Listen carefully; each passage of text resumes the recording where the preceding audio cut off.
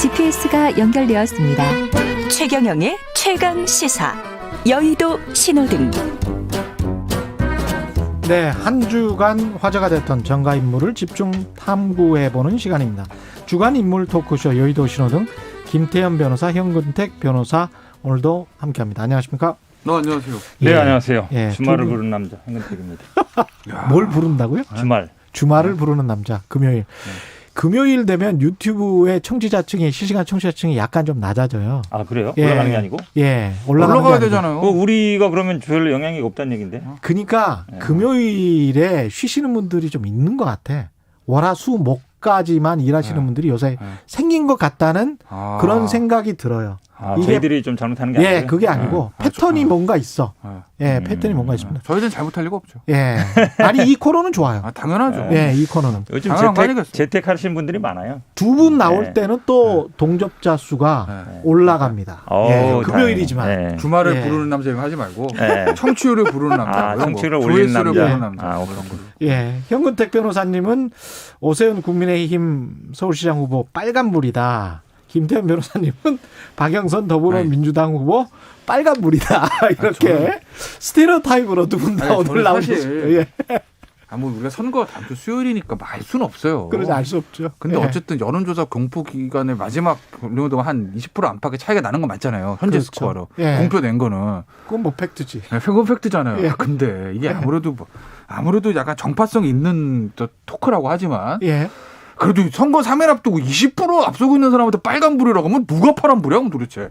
한 35, 50%가 파란불인가? 아니 선거 여론조사로 앞선다고 해서 다 문제가 아니에요. 그럼 다음 주에 당선되고 해도 또 빨간불 할 건데 그러면. 아니 내가 보기에는 당선돼도 그때 한번 다시 보도록 왜 그러냐면 끈질겨요. 오늘 아침에 근데 사실은 뉴스공장 들으면서 왔는데 그 식당 주인이 인터뷰를 했어요. 어디에서요? 그 생태탕 식당 주인. 안골 식당? 네. 안골 식당. 안골 식당이 뭐라 했냐면 정확하게 봤다 자기가. 안골 식당 주인도. 아들도 식당 주인하고 아들이 인터뷰를 했는데 그때 오세훈 후보가 와서 생태탕을 먹었다. 1시 정도 넘어가지고. 근데 그 경작인 김 씨가 내가 우리 오세훈 의원님 모시고 왔으니까 잘 해달라. 라고 얘기해서 내가 자기가 맛있게 해줬다. 라는 인터뷰를 했단 말이에요. 오늘 아침에 보니까. 다른 방송 나온 얘기를 동시. 아니 어제 KBS에도 뭐라 그랬냐면 그 송모 교수가 그 측량 당일 갔다고 지정하잖아요. 장인어른하고. 근데 송모 교수가 오후 1시 반인가부터 청강 경희대 행사에 참가했다는 게 나왔단 말이죠. 지금 그러니까 오후 입장에서는 어쨌든 장인하고 이제 송모 교수가 갔다는 것이고 본인은 안 갔다는 거잖아요. 근데 이게 저는 단순한 문제가 아니에요. 왜냐하면 갔느냐 안 갔느냐 이게 본인 스스로 계속 말을 바꿔왔기 때문에. 근데 지금 경작했다는 사람이나 측량 팀장이나 식당 주인이나 아들이나 봤다는 사람이 이제 세 사람도 아니고 네 사람 더 좀 늘어나고 있거든요. 그래서 저는 이거 수습할 수 없는 상황이 됐다라고 봐요. 저는 이게 처음에 그 해명 있잖아요. 존재나 위치도 몰랐다. 이게 약간 좀 첫 단추를 잘못 깬 것 같아요. 보니까 제가 보기에 처음에 오세훈 후보가 그 부분에 대해서 나를 잘못한 것 같다라는 취지를 얘기한 것 같긴 하던데. 그러니까 저는 이제 솔직히 말씀드리면요, 오세훈 후보의 내곡동 문제, 그 다음에 뭐 비슷한 거로 박영선 후보의 독금 아파트 이런 거, 전 관심 없습니다. 왜 그럴까요?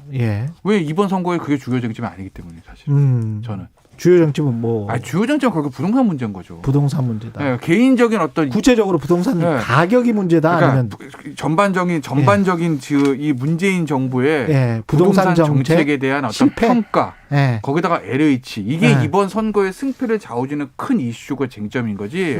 각 후보의 어떤 왜냐면 굉장히 박빙이라면 뭐 예를 들어 오세훈 후보의 내곡동의 문제, 그리고 비슷한 박영선 후보의 예를 들면 도쿄 아파트 문제, 부산의 박형준 후보의 LCT 문제도 마찬가지일 거예요.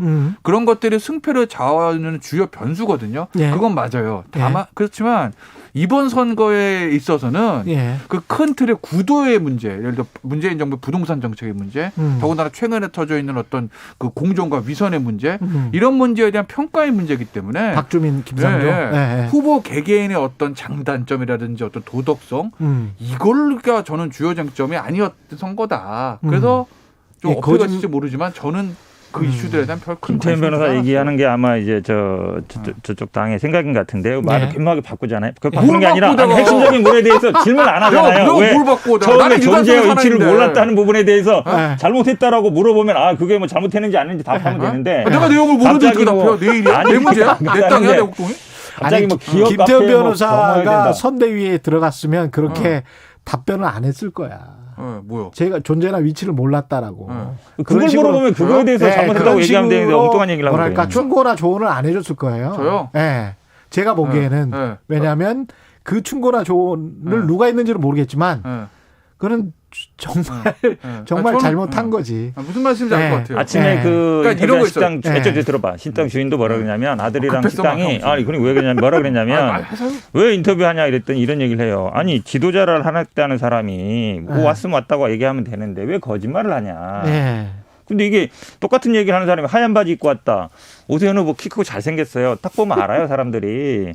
그런데 왜 안 갔냐고 그러니까 우기냔 말이에요. 그러니까 단순히 지지율 높기 때문에 문제 없다. 아니면 뭐 이번 선거는 문제 없다는데 사람들이 생각하기에는 지도자의 어떤 신뢰성, 그게 되게 중요하거든요. 왜냐하면 1,000만의 어떤 살림을 책임지고 40조 되는 예산을 다루는 사람인데 본인이 했던 걸 안 했다라고 얘기한다 그러면 누가 그 사람을 따르겠습니까? 제가 보기에는 이건 단순한 문제가 아니야. 앞으로 선거법 위반도 분명히 되고요. 물론 임기 1년이니까 1년 내에 결정은 안 되겠지만 이게 허위사실 공표로 갑니까? 당연히 되죠. 왜냐하면 이거는 자기한테 선거 당선되게 할 목적이니까 자기한테 불리한 거니까 불리한 말에 대해서는 거짓말을 하는 거기 때문에 허위사실 당연히 되죠. 그리고 이게 이재명 지사 엄청 쟁점이 되잖아요.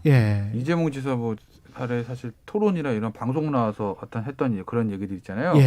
이제 토론 과정에서 답변하고 이런 거에 대해서 사실은 대법원에서 좀 넓게 해석을 해줘서 그러니까 허위사실 공표의 범위는 좁게 그러니까 언론의 표현의 자는 넓게 이렇게 해서 측면이 있어서 그래서 말씀대로 만약 거짓으로 밝혀졌다 하더라도 지금의 그 대법원 판례에 따르면은 이게 허위사실 공표로 유죄 이렇게 나올 수 있을지는 그건 좀 봐야 될 것 같아요. 저는 100%라고 봐요. 왜냐하면 이재명 지사 건 같은 경우에는 어떤 예산을 받아가지고 그걸 내가 확보했다 안 했다 이런 거라서 약간 판단이 달라질 수 있는데 이건 너무 간단해.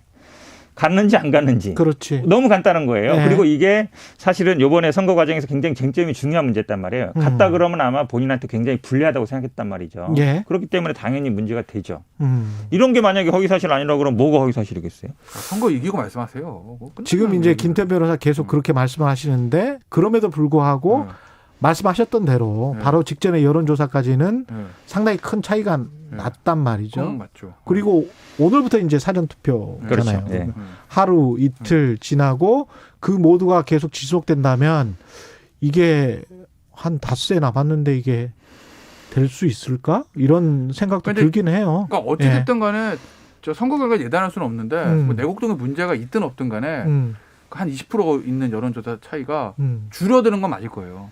그건 줄어들 수밖에 없어요. 다만 줄어드는데 속된 말로 이제 박영선 후보 입장에서 골든 크로스업으로 역전을 할 수 있을 것이냐, 아니면 한 자릿수 정도까지 줄이다가 그냥 승패가 거기서 그냥 끝날 거냐의 문제인 거지. 김태현 변호사는 그렇게 생각하시나요? 저는 줄일 수는 있다고 줄일 봐요. 수는 있는데 뭐 한 자리 숫자 정도나 그러니까 뭐 그 정도? 문제냐, 아까 아니면 결과가 골든 크로스냐 있냐 이건데 저는 골든 크로스 가기는 쉽지는 않을 거다. 왜냐하면 예전에 한명숙 후보 때 예를 들거든요. 그러니까 한명숙 후보 때도 사실은 예전 2010년 지방선거인가 한 20% 차 하다가 한 0. 몇 % 차 이겼잖아요. 그럼 마지막 한 며칠 동안 20% 줄여버린 거라고요. 근데 그때는 제가 알기로는 여론조사가 대부분 다 집주하나 거의 100%였을 거예요.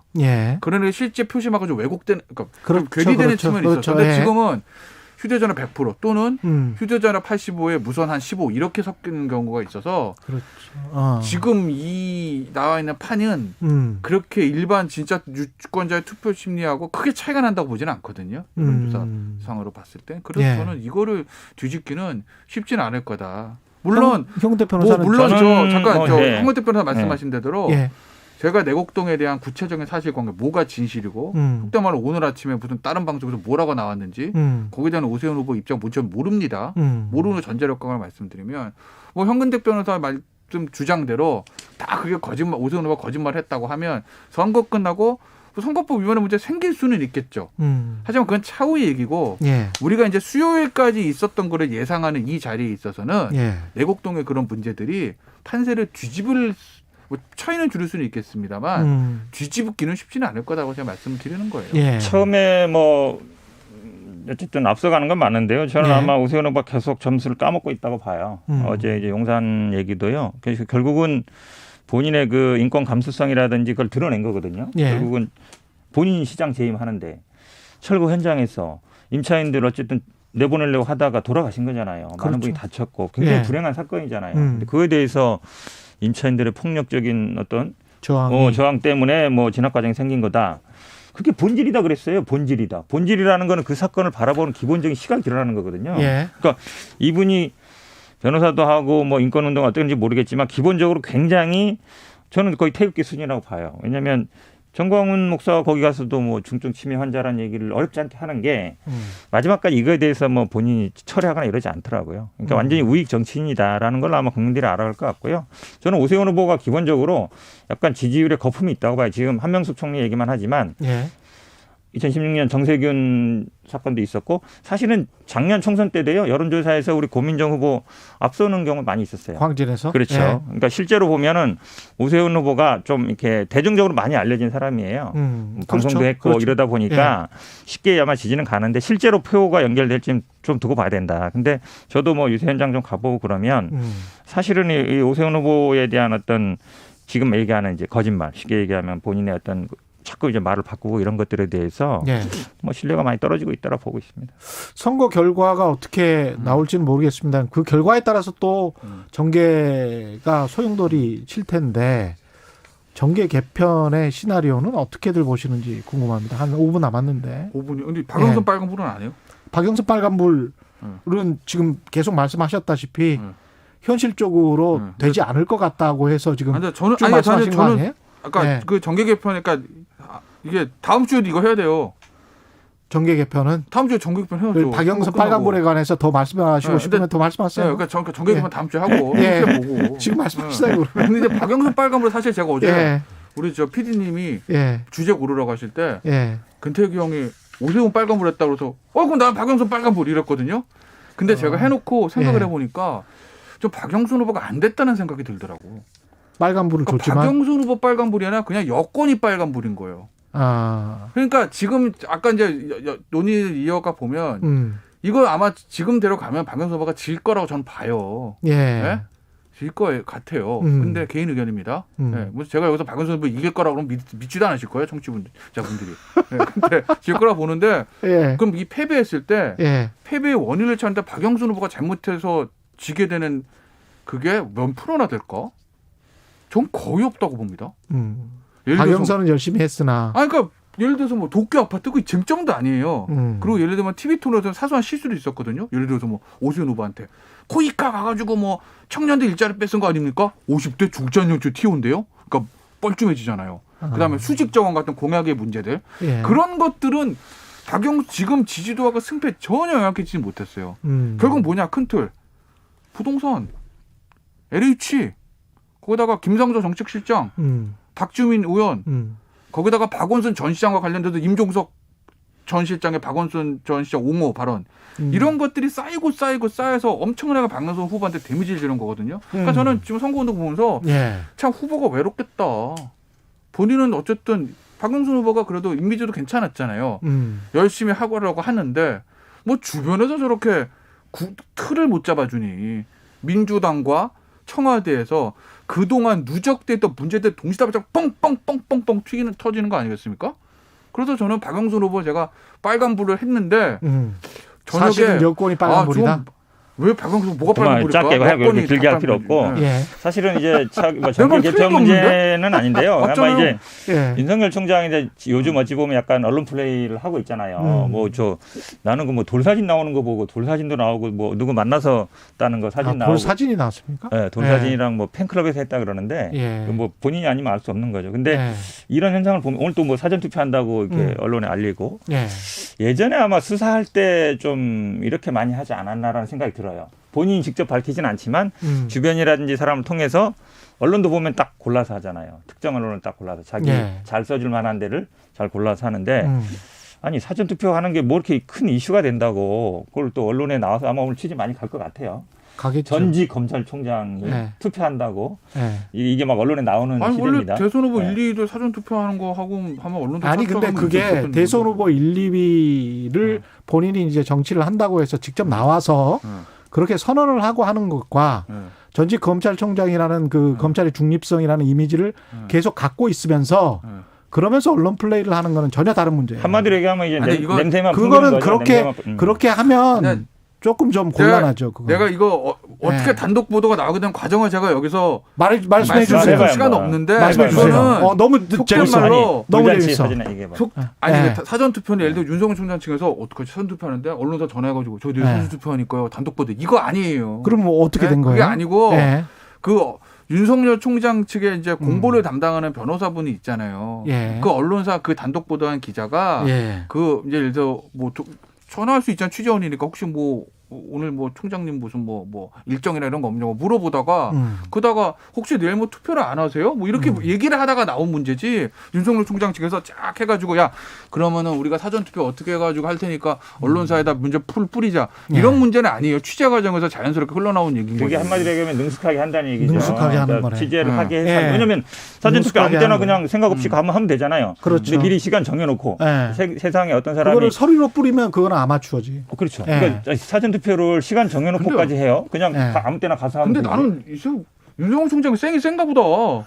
사전 투표하는 거 왜 이렇게 민감하지? 민감한 게 아니라 지금 얘기하잖아요. 정치를 할 거라고 선언해서 하면 모르겠지만 정치를 할지 안 할지도 정확하지 지금 않은 윤석열 상태에서. 총장이 정치 안 할 거라 생각하는 사람이 어딨다고 그러세요. 그럼 그렇게 하면 되지. 그럼 선언을 하셔야 되지. 선언을 하셔야지. 그걸 왜 사전 투표? 그러니까 왜 주제가 일로 가는지 모르겠는데 오늘 다음 주에 정계 개편과 검사가 이게 언론 플레이 하듯이 자꾸 이런 식으로 나오면 기본적으로 언론에도 문제가 생기고 본인에도 문제가 생긴다는 거예요. 그 이야기입니다. 정정당당하지 않다는 얘기지. 뭐가 정정당당하죠? 정당당 누가 생각해봐요. 그럼 사전 투표하고 언론에 다 이미 알려졌는데 돌 사진이나 이게 돌리고 있고 그게 말이 돼요? 그러면 다음 주에 그러면 정계 개편과 윤석열 이야기는 더 깊게 그 얘기도 해야 되는데 민주당과 청와대 문제. 그것도 하죠. 계속 나오고 있다. 알겠습니다. 그것도 계속 하시고요. 말씀 감사하고 시간이 죄송합니다. 여의도 신호등 현근택 변호사 그리고 김태현 변호사였습니다. 고맙습니다. 네, 고맙습니다. KBS 1라디오 최경영의 최강시사 듣고 계신 지금 시각은 8시 47분입니다.